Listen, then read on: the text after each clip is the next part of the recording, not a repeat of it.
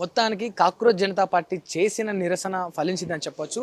వాళ్ళ ప్రధాన డిమాండ్ ఏదైతే ఉందో ఆ డిమాండ్ ఇవాళ నెరవేరింది.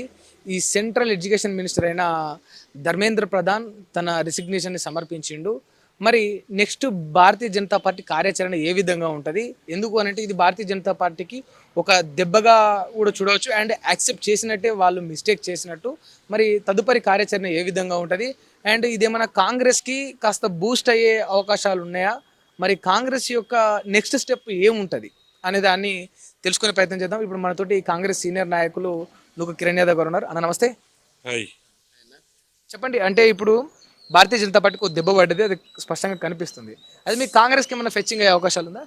డెఫినెట్గా ఇది కాంగ్రెస్ ఫెచ్చింగో లేకపోతే ఇంకెవరికి ఫెచ్చింగో కాదు, కానీ ఇది భారతదేశ యువతకి విద్యార్థులకి ఒక బూస్టప్ అవుతుంది అనేది ఖచ్చితంగా చెప్పొచ్చు. ఎందుకంటే ఇలా యువత భారతదేశంలో ఉన్న విద్యార్థులు అందరూ తలుచుకుంటే ఏ ప్రభుత్వానైనా దింపొచ్చు, ఎవరినైనా గద్దెనెక్కియొచ్చు అనేది మరొకసారి ప్రూవ్ అయింది. గతంలో చాలా ఏళ్ల కింద ఒకసారి ఇలాంటి ఉద్యమాలు జరిగినాయి. మళ్ళీ ఇప్పుడొకసారి కూడా అదే ఉద్యమం మళ్ళీ అంటే పట్టు వదలని విక్రమార్కుల్లాగా ఈ విద్యార్థులు కానీ దేశ యువత కానీ అందరూ కూడా ప్రతి ఒక్కరు తలా వచ్చే చేసి ఓన్లీ ఢిల్లీనే జంతర్ మంతర్ కానీ ధర్నా చేయడం అనేది కాకుండా దేశవ్యాప్తంగా అన్ని రాష్ట్రాల్లో కూడా మనం నిన్న గత వారం రోజులు చూసినా ఇంకా తీవ్రతరమైంది. అన్ని రాష్ట్రాల్లో ప్రతి దగ్గర ర్యాలీలు చేయడం, ధర్నాలు చేయడం, నిరసనలు తెలపడం ఇలాంటి చేస్తున్న తరుణంలో ధర్మేంద్ర ప్రధాన్ గారి రాజీనామాకి దిగొచ్చారు తప్ప, లేదంటే యువత కానీ విద్యార్థులు కానీ ప్రజలు కానీ సామాన్య పౌరులు దీంట్లో పొలిటికల్ నాయకుల కంటే ఎక్కువ కూడా సామాన్య పౌరులు ఎవరైతే ఇలాంటి పేపర్ లీకేజీలతో కుటుంబాలు నష్టపోతున్నారో వాళ్ళందరూ కూడా ఈరోజు ఈ ఉద్యమానికి సపోర్ట్ చేయడం వల్ల ఇంత పెద్ద విజయం సాధించినట్టు చెప్పవచ్చు. ఇది దేశ యువతకు బూస్టప్ లాంటిది. అంటే ఇప్పుడు దేశ యువతకు బూస్టప్ అంటా ఉన్నారు. ఎట్ ద సేమ్ టైం కాస్త కాంగ్రెస్ కూడా బూస్టప్ అయినట్టే అనిపిస్తా ఉంది. కానీ దీన్ని పొలిటికల్గా అంటే తమ పార్టీ మైలేజ్ పెంచుకోవడానికి రాహుల్ గాంధీ వాడుకుంటున్నాను ఒక విమర్శ ఉంది. డెఫినెట్గా రాహుల్ గాంధీ ఒకవేళ పొలిటికల్గా మైలేజ్ చేయాలనుకుంటే డే వన్ వాళ్ళు మొదలుపెట్టినప్పటి నుంచి రాహుల్ గాంధీ గారు దానికోసం చేసుడో మాట్లాడడం ఇంకోటో లేకపోతే ధర్నాకు పోయి అక్కడ పోయి మద్దతు ఇచ్చడో ఇంకేదన్నా చేయొచ్చు. కానీ రాహుల్ గాంధీ కూడా ఒకటే ఆలోచించారు, ఇది విద్యార్థుల యువతకి వాళ్ళకి సంబంధించింది. వాళ్ళు రోడ్ల మీదకి వచ్చి వాళ్ళు కొట్లాడితే ఒక ప్రతిపక్ష నేతగా ఆయన పరిధిలో ఎంతవరకు చేయాలో డెఫినెట్గా ఆ భారతదేశ ప్రజల కోసం భారతదేశ యువత కోసం ఆయన చేయాల్సింది పార్లమెంట్లో మాట్లాడతాడు. లేకపోతే మన రీసెంట్గా జరిగిన ప్రధాని ఇంటి ముందు ధర్నా చేసిన తర్వాతనే చాలా పెద్ద విమర్శ వచ్చింది. అంటే ప్రధాని ఇంటిని ముట్టడించడం ఏంది, ప్రధాని ఇంటి ముందు ధర్నా చేయడం ఏంది, అది భారతదేశానికి సిగ్గుచేటని బీజేపీ నాయకులు అంటారు. నిజంగా భారతదేశానికి సిగ్గుచేటు ఏంటంటే ఒక విద్యా వ్యవస్థలో మొత్తం భ్రష్టు పట్టించడం భారతదేశానికి సిగ్గుచేటు. ఎందుకంటే గత 12 ఏళ్లలో 150 సార్లు పేపర్ లీక్ అయిపోయింది. అలాగే నేషనల్ ఎంట్రన్స్ టెస్ట్ లాంటి ఒక 5 నుంచి 7-8 ఎంట్రన్స్ టెస్ట్లు కూడా యూజీసీ కానీ సిబిఎస్ఈ బోర్డు కానీ ఇదే నీట్ 2 సార్లు అయింది. సో ఇలాంటి ఎన్నో ప్రతిష్టాత్మకమైన ఎంట్రన్స్ ఎగ్జామ్స్ లీక్ అయినాయి. అయినా కూడా ఎటువంటి చర్యలు లేవు, మళ్ళీ పునరావృతం అయితేనే ఉంది. సో దాని తరుణంలో రాహుల్ గాంధీ గారు అక్కడ ధర్నా చేసే వాటికి ప్రెజర్ ఎక్కువైంది. ప్రతిపక్ష నేతగా ఆయన ఎప్పుడు రావాలనేది వచ్చిండు, ఆ ప్రెజర్ ఎక్కువైపోయింది. దాంతోపాటు విద్యార్థులకు యువతకు కూడా కాస్త ఏమంటారు భరోసానిచ్చినట్టు నేనున్నా, మీరు పోరాడండి, మీరు ముందుండండి, నేను మీకోసం పోరాడతాని ఒక మెసేజ్ ఇచ్చిన సందర్భం. దాని తర్వాత దేశంలో ఉన్న అందరి యువత కూడా కలిసికట్టుగా దీంట్లో పాల్గొన్న సందర్భాలు చూసింది. దాని తర్వాతనే కదా పరిణామాలు వేగంగా మార్పులు చెందినాయి. కానీ ఈరోజు ఈ రాజీనామాకు సంబంధించిన కూడా రాహుల్ గాంధీ గారి కీలక పాత్ర. ఒకవేళ ఎవరైనా దాన్ని ఆయన హైజాక్ చేసింది అనుకుంటే వాళ్ళ అవివేకం అది. ఒకవేళ రాహుల్ గాంధీ నిజంగా హైజాక్ చేయాలనుకుంటే డే వన్ నుంచే దాని గురించి మాట్లాడటం. ఆ రోజు ఎప్పుడైతే పేపర్ లీక్ కాగానే రాహుల్ గాంధీ గారు మాట్లాడారు, దానికి విద్యార్థులు ఎవరు దీన్ని అంటే ప్రాణాల మీద తెచ్చుకోవద్దని వాళ్ళకి సూచన చేసి దీనికోసం నేనుంటా, పోరాడతా, పార్లమెంట్లో మాట్లాడదామని చెప్పిన సందర్భాలు కూడా ఉన్నాయి. కానీ ఇది విద్యార్థులు యువత దీంట్లో ముఖ్యంగా వాళ్ళ భూమిక వాళ్ళ రోల్ ఎక్కువ ఉండాలి కాబట్టి వాళ్ళకి ఇక్కడ స్కోప్ ఇచ్చారు, వాళ్ళు ముందుకు తీసుకెళ్ళారు. సరే, కాకపోతే ఒక విమర్శ ఏంటంటే మీ పార్టీ మీద కానీ మీ నాయకుల మీద కానీ 53 ఏళ్ళు పాలించింది మీరే. ఈ విద్యా వ్యవస్థ ఇంత పటిష్టంగా లేకపోవడానికి, ఇంత నీరు గారిపోయే విధంగా ఉండడానికి కారణం కాంగ్రెస్ పార్టీయే అని మిమ్మల్ని అంటారు. సో ఒకటి కాలం చెల్లిన మాటలు పట్టుకొని గత ప్రభుత్వాల మీద వేసుకుంటా అంటే మన ఇప్పుడున్న వాళ్ళ చేతకంతనం కింద అది ప్రూవ్ అయినట్లే. ఎందుకంటే మీరు వచ్చిన తర్వాత కూడా ఆల్మోస్ట్ 3 టర్మ్లు, మీరు ఇప్పుడు నడుస్తున్న 3వ టర్మ్, ఇప్పటికి కూడా గత ప్రభుత్వం నీరుగార్చింది, గత ప్రభుత్వం చేసింది అనుకుంటే వాస్తవాలు మాట్లాడుకుంటే బీజేపీ ఎన్నిసార్లు గవర్నమెంట్ ఉంది? అంటే ఒక్క టర్మ్లో ఉంది వాజ్పేయి గారి గవర్నమెంట్. మిగతాదంతా కాంగ్రెస్ పార్టీ ప్రభుత్వంలో ఉంది. ఈరోజు ఇది విద్యా వ్యవస్థ కానీ ఇంత టెక్నాలజీ కానీ భారతదేశం ప్రపంచంలో అగ్రగామిగా వెలుగొందుతుంది అంటే దానికి కాంగ్రెస్ పార్టీ కారణం. అంటే బెనిఫిట్స్ మీ ఖాతాలో వేసుకుంటున్నారు, కానీ దానివల్ల వల్ల జరిగిన నష్టాలు మాత్రం మీ ఖాతాలో వేసుకోవట్లేదా? డెఫినెట్గా ఖాతాలు ఏదైనా ఒక 100% చేయాలనేది ప్రయత్నం చేస్తూ ఉంటారు, కానీ దాంట్లో కొన్ని నష్టాలు ఉంటాయి, చాలా వరకు లాభాలు ఉంటాయి. కాంగ్రెస్ ప్రభుత్వాలు పాలించినప్పుడు చాలా వరకు లాభాలు ఉన్నాయి. గతంలో భారతదేశంలో మనం ఏమంటారు తిండి గింజలు కూడా కొనుక్కొని తినే పరిస్థితి నుంచి ఇలా వేరే దేశాలకు ప్రపంచంలో ఎక్స్పోర్ట్ చేసే కాడికి పోయింది. ఇలా మన గతంలో మనకు కాంగ్రెస్ పార్టీ డెఫినెట్గా అంటున్నా, ఈ రోజు ఏది చూసుకున్నా మనం ఆ రోజు ఒక రోజు మనం తినడానికి కూడా తిండి గింజలు లేని పరిస్థితి నుంచి ఈ రోజు ఎక్స్పోర్ట్ చేస్తున్నాం మనం. మనకు అంత డిమాండ్ పెరిగిందంటే దానికి కాంగ్రెస్ పార్టీ కారణం. మీరేమో అంత గొప్ప చెప్పుకుంటారు, వాళ్ళు ఒక మాటలో తిప్పి కొడతా ఉన్నారు. మీరు పాకిస్తానీలని, కాంగ్రెస్ పార్టీ వాళ్ళు దేశద్రోహులని, కాంగ్రెస్ పార్టీ వల్ల దేశం నాశనం అవుతుందని. సరే, నేను ఒకటే అడుగుతున్నా, మీరు వచ్చి 12 సంవత్సరాలు అవుతుంది, 13 సంవత్సరాలు అవుతుంది. గతంలో ఉన్నదంటే కాంగ్రెస్ పార్టీ ప్రభుత్వం. భారతదేశం ఈ స్థాయిలో నిలబెట్టినామంటే దానికి ఎవరు కారణం? కాంగ్రెస్ పాలకులే కదా, కాంగ్రెస్ ప్రభుత్వాలే కదా. మీరు 12 సంవత్సరాలు అయితే మీరు భారతదేశాన్ని కొత్తగా చేసింది ఏం లేదు కదా.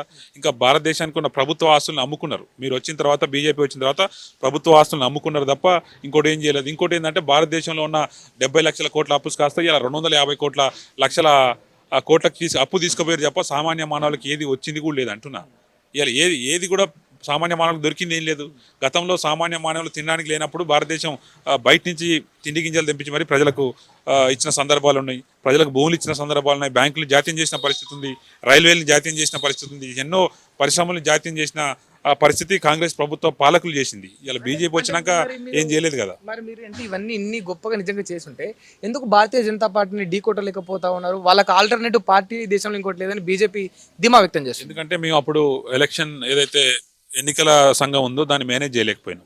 ఎన్నికల అవి ఉన్నాయి కదా ఈవీఎంస్, దాన్ని మేనేజ్ చేయలేకపోయినాం. డెఫినెట్గా అంటే నేను ఒక ఉదాహరణ చెప్తా. ఎన్నికల చీఫ్ ఎలక్ట్రల్ ఆఫీసర్ కేంద్ర ప్రభుత్వ అధికారి, కేంద్ర ఎన్నికల సంఘం అధికారి, ఆయన అమిత్ షాకి వంగి దండాలు పెట్టడం, ఆయన కాళ్ళు మొక్కడం, ఆయన శాలువాలు కప్పడం, వాళ్ళకి భజన చేయడం అనేది ఇలా మన దేశం అంతా చూసింది. ప్రేమ అనుకోవచ్చు కదా, వాళ్ళ మధ్య అవినాభావ సంబంధం అనుకోవచ్చు కదా. వంగి దండాలు పెట్టినంత మాత్రాన ఎలక్షన్ కమిషన్ అమ్ముడుపోయిందని ఎట్లా డిసైడ్ చేస్తారు? మీకు తెలియాలింది ఏంటంటే ఎన్నికల సంఘం అధికారి అనేది ఒక జ్యుడిషియల్ వ్యవస్థ, ఇండిపెండెంట్ ఇన్స్టిట్యూషన్. అది ఇండిపెండెంట్ ఇన్స్టిట్యూషన్ అంటే ఇప్పుడు సుప్రీంకోర్టు ప్రధాన న్యాయమూర్తులు ఎవరు వంగి దండాలు పెట్టడం ఇంకోటి చేసే పరిస్థితి మీరు ఎప్పుడైనా చూసిరా? సో సేమ్ సుప్రీంకోర్టు ప్రధాన న్యాయమూర్తి గాలే ఎన్నికల సంఘం అధికారి కూడా ఆ స్థాయి వ్యక్తే. ఆయన ఇలా హోంమంత్రికో లేకపోతే ప్రధానికో ఇంకెవరికో వంగి దండాలు పెట్టాల్సిన అవసరం లేదు. ఏదైనా ప్రోటోకాల్ ప్రకారం ఉండాలి. కానీ గతంలో మనం నిన్ననే రీసెంట్గా చూసినాం మనం మీనాక్షి నటరాజన్ గారి సీట్ ఎట్లా చోరీ చేసిరు అనేది. సో ఎంతకంటే ఎక్కువ ఉదాహరణ కావాలి. సో ఎన్నికల సంఘాన్ని మేనేజ్ చేస్తున్నప్పుడు ఎన్ని ఎన్నికలైనా వాళ్ళు గెలుచుకోవచ్చు. రేపు అంటారు 1 నేషన్ 1 ఎలక్షన్ అని. ఒకటి మోడీ గారికి కానీ ఆయనతో పాటు ఉన్న కేంద్ర మంత్రులకి కుర్చీ వదిలిపెట్టి బ్రతకలేని పరిస్థితి, కుర్చీ వదిలిపెడితే దోచుకునే అధికారం లేకుండా పోతుంది కాబట్టి కుర్చీ వదిలిపెట్టలేని పరిస్థితి. కాంగ్రెస్ వచ్చే ఎన్నికల్లో గెలిచే అవకాశం ఉందా లేదా మరి? ఎందుకంటే ఈవీఎం చోరీ అంటున్నారు, ఎలక్షన్ కమిషన్ మేనేజ్ చేస్తుంది అంటున్నారు. డెఫినెట్ గా ఈసారి మీరు ఎన్ని గిమ్మిక్లు వేసినా, స్మార్ట్ గా ప్లే చేసినా కానీ, ఎందుకంటే ఈ రోజే ఒక ధర్మేంద్ర ప్రధాన్ రాజీనామా చేయడం అంటే యువత విద్యార్థులు మేలుకుంటే ఏ ప్రభుత్వానైనా కూలగొట్టగలవు. కానీ దాంతోపాటు సేమ్ ప్యారలల్ గా కాంగ్రెస్ ప్రభుత్వం గతంలో ఏం చేసింది, ఇప్పుడున్న బీజేపీ పార్టీ ప్రభుత్వం ఏం చేస్తుంది అనేది స్పష్టంగా తేడా కనిపిస్తుంది. తేడా కనిపించిన రోజే కాంగ్రెస్ పార్టీకి మంచి రోజులోనే చెప్పుకోవాలి. ఇంకోటి కూడా ఇలా విద్యార్థులు ఒక ధర్మేంద్ర ప్రధాన్ ఇక్కడ అడగాలనుకుంటున్నా, మీరు కాంగ్రెస్ పార్టీకి మంచి రోజులు ఉంటాయి అంటున్నారు. మరి నిజంగా మోడీ కంటే కేపబుల్ పర్సన్ కాంగ్రెస్ పార్టీలో ఉన్నాడా? రాహుల్ గాంధీ అసలు పీఎంకి అన్వర్తబుల్ అని చాలా మంది అంటుంటారు. ఇప్పుడు బీజేపీ నాయకులు అన్వర్తబుల్ అనుకుంటే కాదు, ఎందుకంటే ఆయన దేశం మొత్తం పాదయాత్ర చేసి దేశ ప్రజల కష్ట సుఖాలు తెలుసుకుంటూ. ప్రధాని మోడీ అనేటోడు ఎక్కడ కూడా ఆయన దేశంలో తిరిగింది లేదు. మన దేశంలో కంటే విదేశాల్లో ఎక్కువ ఉన్న సందర్భాలు, విదేశాలు ఎక్కువ తిరిగిన సందర్భాలు ఉంటాయి. మన చరిత్ర చూసుకుంటే ఏ ప్రధానమంత్రి కూడా అన్ని విదేశీ ట్రిప్పులు పోయిన పరిస్థితి లేదు. ఒకవేళ విదేశాలకు పోయినా మన భారతదేశానికి వచ్చింది ఏంటంటే గుండు సున్నా, ఏం లేదు కదా. ఇంటరాక్ట్ అవుతున్నానికి ఏమనుకోకండి. నిన్న కిషన్ రెడ్డి ప్రెస్ మీట్ పెట్టి కూడా ఒక మాట అన్నాడు, అసలు విదేశాలకు వెళ్తుండే రాహుల్ గాంధీ ఆయన బీచ్లోకి పోతుండు, గుర్తు తెలియని వ్యక్తులతో అక్కడ చిల్ అవుతుండు, ఆయన కూడా మాట్లాడతాడు మా పార్టీ మీద అని కొట్టిపారేసారు. సరే, ఒకటి ఇప్పుడు మా రాహుల్ గాంధీ గారు ప్రధానమంత్రి కాదు, ఆయన ప్రతిపక్ష నేత. ఒక భారతదేశ పౌరుడిగా ఎక్కడికైనా వెళ్ళొచ్చు, ఎవరినైనా కలవచ్చు.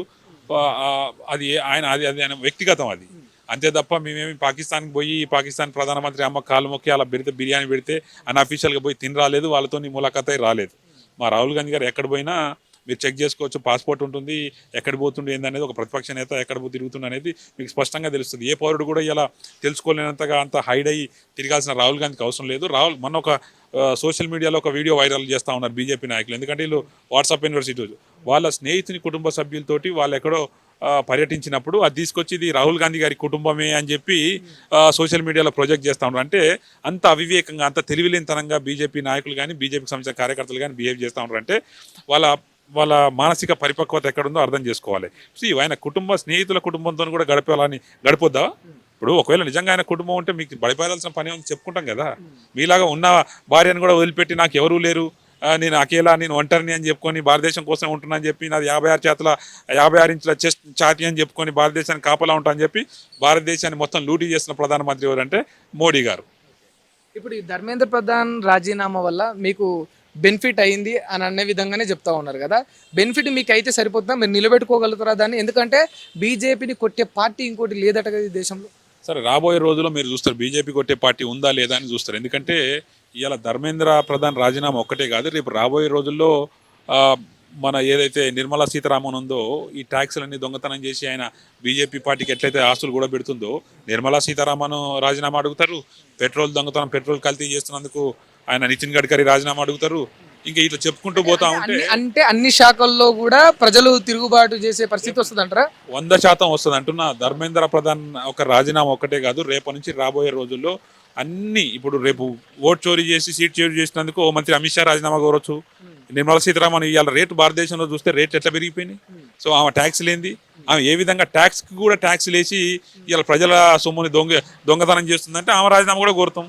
ఇలా పెట్రోల్, ఇథనాల్ ఇంకేదో మాట్లాడి ఇలా భారతదేశ ప్రజలను ఎట్లా మోసప్ చేస్తున్నారో నితిన్ గడ్కరీని కూడా రాజీనామా అడుగుతారు. ఈ విధంగా కేంద్ర ప్రభుత్వ రాజీనామా కూడా, ప్రధానమంత్రి రాజీనామా కూడా అడిగే రోజులు ముందులో వస్తాయి. రాబోయే రోజుల్లో మేము చెప్పడం కాదు, ఇలా యువత స్పష్టంగా తేడా గమనిస్తున్నారు. అలాంటి రోజులు వస్తే రాహుల్ గాంధీ ప్రధానమంత్రి అయ్యే అవకాశాలు ఉంటాయా? 100% ఉన్న. రాహుల్ గాంధీ ప్రధానమంత్రి కాకుండా ఇంకెవరైతే దేశ నాయకుడు, ఆయన ప్రజల కష్టసుఖాలు తెలుసు. ఎందుకంటే నేను ఒట్టిగా చెప్పట్లే, ఇలా భారతదేశంలో ఏ నాయకుడు కూడా దేశం అంతా తిరిగి ప్రజల కష్టసుఖాలు దగ్గర నుంచి చూసిన సందర్భాలు లేవు. ఆయన కాలినడకన భారతదేశం అంతా తిరిగిండు. అన్ని ప్రాంతాల ప్రజల సమస్యలు, వాళ్ళ ఇబ్బందులు, వాళ్ళ కష్టాలు. సో ఆయనకు స్పష్టంగా ఒక ఆలోచన, ఒక అభిప్రాయం ఉంది. భారతదేశానికి నేను ఏం చేయగలను, ప్రజలకు ఏం కావాలి, నా ప్రజలకు ఏం కావాలనేది ఒక స్పష్టమైన ఆలోచన ఉంది. ట్రాన్స్పరెంట్గా ఎట్లా పాలన అందియాలి, ఇప్పుడున్న ప్రభుత్వాల కంటే భిన్నంగా ఎట్లా ఉండాలనేది ఆయన రోజు నేర్చుకుంటా ఉన్నాడు. ఓకే, అంటే ఇప్పుడు ఇంత నేర్చుకుంటుండ్రు, రోజు దేశమంతా తిరిగి అని తెలుసుకున్నాను అంటారు. బట్ రాహుల్ గాంధీ మీద, అంటే ఈ మాట నేను అనకూడదు, అంటే నేను నా ఉద్దేశపూర్వకంగా ఆయనకు సరిగ్గా దేశాన్ని హ్యాండిల్ చేసేగలిగే క్యాపబిలిటీ లేదు. ఆయన మీద ఒక రకరకాల ముద్రలు కూడా వేసారు, పప్పు అని, అది ఇది అని. మరి దీన్ని ఎట్లా చూస్తారు మరి మీరు? అసలు కొట్టి పరిస్థితులు. సో బీజేపీలకు మాట్లాడటానికి ఏది లేనప్పుడు ఒక వ్యక్తిని వ్యక్తిగతంగా దాడి చేసే ప్రయత్నం చేస్తారు. ఇలా రాహుల్ గాంధీ అనే వ్యక్తి భారతదేశ ప్రతిపక్ష నేత. ఇలా ఆయనకి ఏం లేకుండానే ఇలా పార్లమెంట్లో మనం ఎన్నో సందర్భాల్లో కేంద్ర ప్రభుత్వం మీద ఎంత అనర్గళంగా మాట్లాడి అలా చేస్తున్న తప్పుల్ని ఎత్తి చూపిర్రో ఇలా మనందరం చూసినాం. నిన్న ఒకరోజు ప్రధానమంత్రి ఇంటి ముందర కూర్చుంటే ఇలా కేంద్ర మంత్రి రాజీనామా చేయాల్సిన పరిస్థితి వచ్చింది.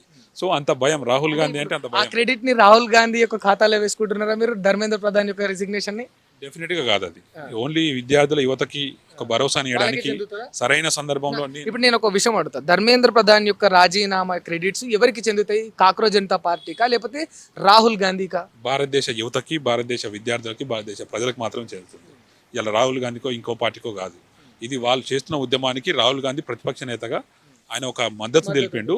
ఏది సరైన టైంలో ఎక్కడ చేస్తే దానికి ప్రెజర్ బిల్డప్ అవుతుందో ఆ స్థాయిలో చేసింది తప్ప ఇది రాహుల్ గాంధీకి ఈ ఇమేజ్ కానీ లేకపోతే ఈ బూస్టప్ కానీ రాహుల్ గాంధీ కానీ కాంగ్రెస్ పార్టీ కానీ చెందదు. ఇది ఓన్లీ ప్యూర్ భారతదేశ యువతకు మాత్రమే చెందుతుంది. చూశారు కదా, ఇది కిరణ్ యాదవ్ గారు చెప్తున్న అంశం. అంటే రాహుల్ గాంధీ గారు ఈ యొక్క కాక్రోజ్ జనతా పార్టీకి తన తరపున ఒక మద్దతును మాత్రమే ఇవ్వాలనుకున్నాడు. ఆ మద్దతును తను ప్రకటించాడు. ధర్మేంద్ర ప్రధాన్ యొక్క రిసిగ్నేషన్కి కానీ భారతీయ జనతా పార్టీ తలొగ్గడానికి కారణం ఈ భారతదేశ యువతలోని చైతన్యమే కారణం. రానున్న రోజుల్లో భారతీయ జనతా పార్టీ అధికారంలోకి వచ్చే పరిస్థితి అస్సలు ఉండదని చెప్తా ఉన్నాడు. ఎందుకు అనంటే ఈవీఎంలు స్కామ్ చేసినా, ఎలాంటివి చేసినా కూడా ఈ ఆరోపణలే భారతీయ జనతా పార్టీ ఎదుర్కొంటుంది. కనుక ప్రజలు కళ్ళు తెరిచిండ్రు. ప్రతి శాఖలో ఉన్న మంత్రిని కూడా రేపు ప్రశ్నించే పరిస్థితి ఖచ్చితంగా వస్తుంది. వాళ్ళందరూ కూడా రిజైన్ చేయాల్సిన ఆ యొక్క ఒత్తిడిని ప్రజలే తీసుకొస్తారు. వాళ్ళకు మీరే చూస్తారు కదా వచ్చే ఎన్నికల్లో రిజల్ట్ ఎట్లా ఉంటుంది అనేది. భారతీయ జనతా పార్టీకి ఆల్టర్నేటివ్ ఉన్న ఒకే ఒక పార్టీ కాంగ్రెస్ పార్టీ. ఖచ్చితంగా రాహుల్ గాంధీ ప్రధానమంత్రి అవుతాడు, అయి తీరుతారు, దేశాన్ని మంచిగా పాలిస్తారంట అని చెప్తా ఉన్నారు. దీని మీద మరి మీ అభిప్రాయం ఏంటనేది చెప్పండి.